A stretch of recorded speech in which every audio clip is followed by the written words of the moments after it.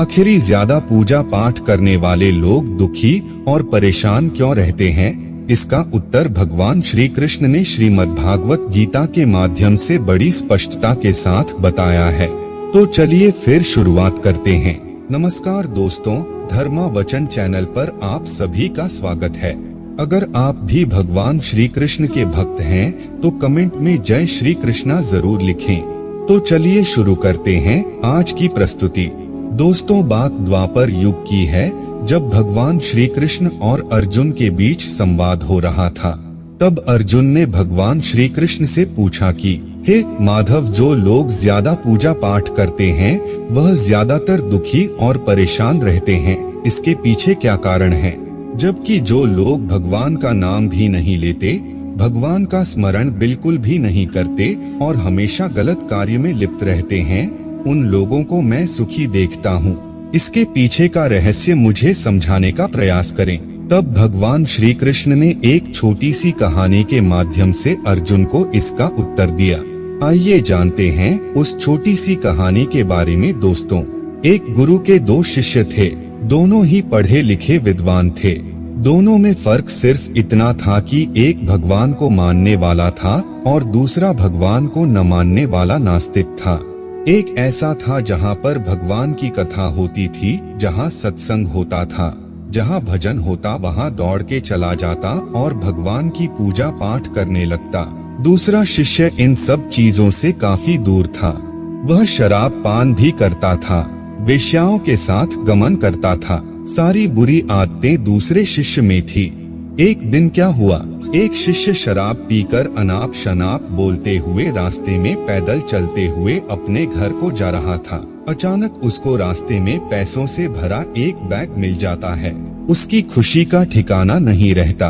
वह जोर जोर से चिल्लाते हुए सबको बताता है, मुझे आज पैसों से भरी बैग की थैली मिल गई, मेरा जीवन सफल हो गया।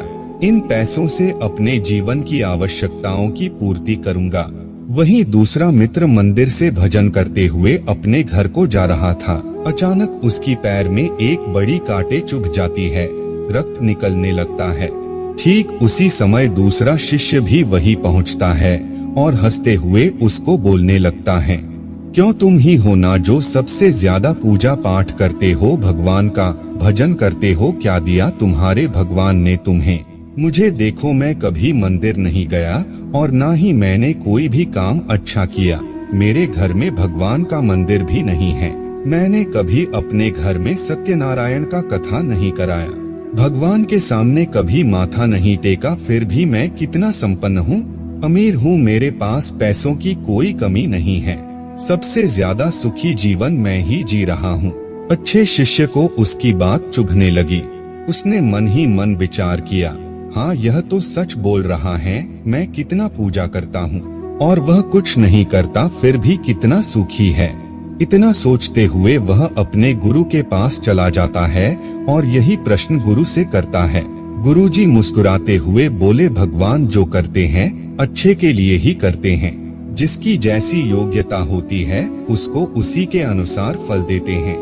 अब तुम्हारे प्रश्नों का उत्तर तुम जानते हो। भगवान ने तुम्हारे पैर में ही क्यों चुभाई कांटे और उसको पैसों से भरी हुई बैग क्यों मिली? सुनो, तुमने पिछले जन्म में बहुत पाप किया था, इसलिए तुम्हारी आज मौत होने वाली थी। तुम बच गए क्योंकि तुम मंदिर गए थे, तुमने भगवान की पूजा की थी। यही एक कारण है कि तुम्हारी मौत न होकर सिर्फ एक ही कांट चुभा।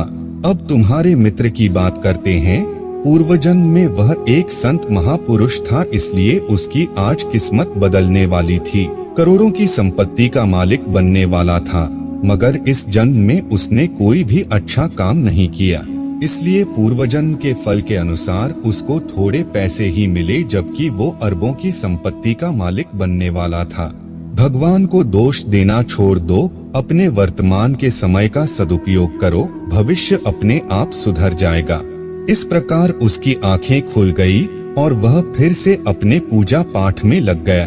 तो दोस्तों, आज के लिए बस इतना ही। उम्मीद करते हैं